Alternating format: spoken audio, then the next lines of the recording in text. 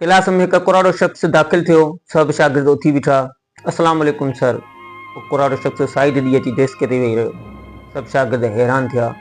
Sir अवां desk ते अची वेही रहिया आहियो कि अवां वांगुरु शागिर्द आहियां, ऐं को उस्ताद न आहियां।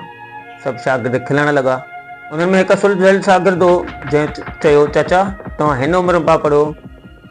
हुन चयो त मुंहिंजा 3 पुट आहिनि, 2 पुट आहिनि, हिकु नियाणी आहे। हिकु पुटु डॉक्टर आहे, ॿियो पुटु इंजीनियर आहे, ऐं मुंहिंजी नियाणी जेको आहे यूनिवर्सिटी प्रोफेसर आहे। हिकु ॾींहुं असां टेबल ते मानी खाई रहिया हुआसीं त हिन जी तालीमी ऐं इल्मी ॻाल्हि ॿोल हली रही हुई।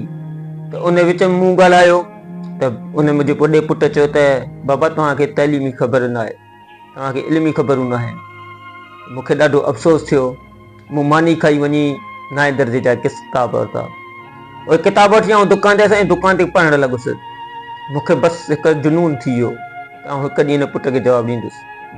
मूं 9 दर्जे जा किताब जी तयारी करणु चालू कयसि। मूं कंहिंखे बि न ॿुधायो। मूं 9 दर्जे में दाख़िला वरिती, जेका मूंखे दाख़िला मिली वई, ऐं 9हों दर्जो मूं तमामु सुठी मार्कुनि ते पास कयो।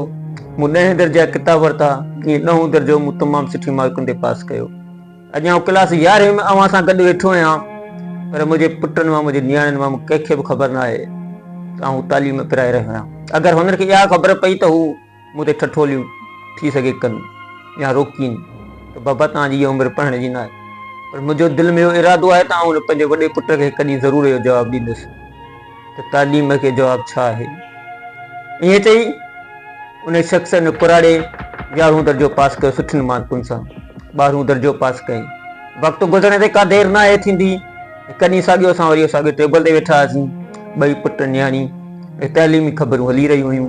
डॉक्टर पंहिंजी डॉक्टरीअ जूं ख़बरूं, इंजीनियर पंहिंजी इंजीनियर जूं ख़बरूं, प्रोफेसराणियूं पंहिंजी प्रोफेसर जे हिसाब सां ॻाल्हि करे रहिया हुआ। ऐं ख़ामोश वेठो हुउसि।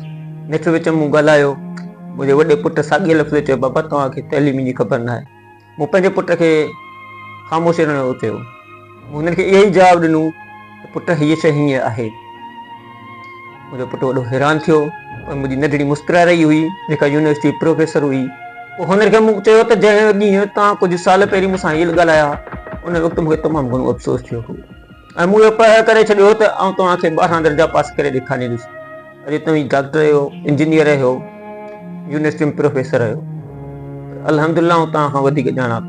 मूं इन्हनि 4-5 सालनि में तमामु घणो सिखियो आहे, तमामु घणो कुझु पढ़ियो आहे, सिर्फ़ु इन लाइ त हिकु ॾींहुं अव्हांखे इहो जवाबु ॾेई सघां। दोस्तो, हिन सॼे किसे जो चवण जो मतिलबु सिर्फ़ु इहो आहे त जॾहिं तव्हां कचहरियूं करियो, अहिड़ी गुफ़्तगू करियो जो पंहिंजे वालिदेन खे अफ़सोस थियणो न पए, पेशीमान न थिए। तमामु काफ़ी दोस्त अहिड़ा बि आहिनि जेके पंहिंजे पीउ सां तमामु ॾाढे ॻाल्हाईंदा आहिनि, पंहिंजी माउ सां ॾाढे ॻाल्हाईंदा आहिनि। ॾाढे ॻाल्हाइण त ठहियो, पर अहिड़ी गुफ़्तगू बि न करियो जो हुन खे पेशीमानी थिए।